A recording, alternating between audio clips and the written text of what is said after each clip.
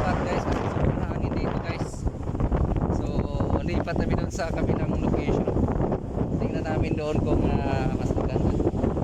Hindi yung sa amin kasi ngayon check lang namin yung location eh. Maganda yun dito kaso lang mali yung timing ngayon kasi malakas yung hangin. So dapat medyo tahimik yung dagat.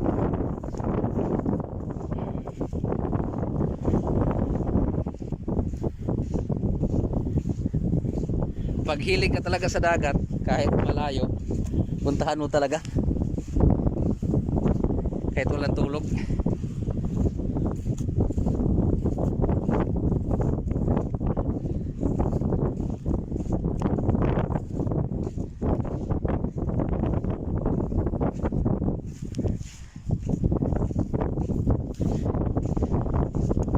Kahit walang tulog, hala.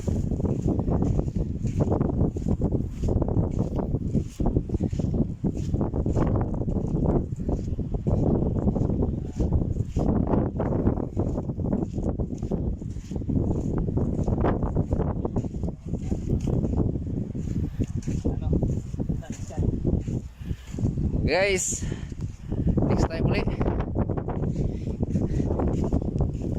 Bye.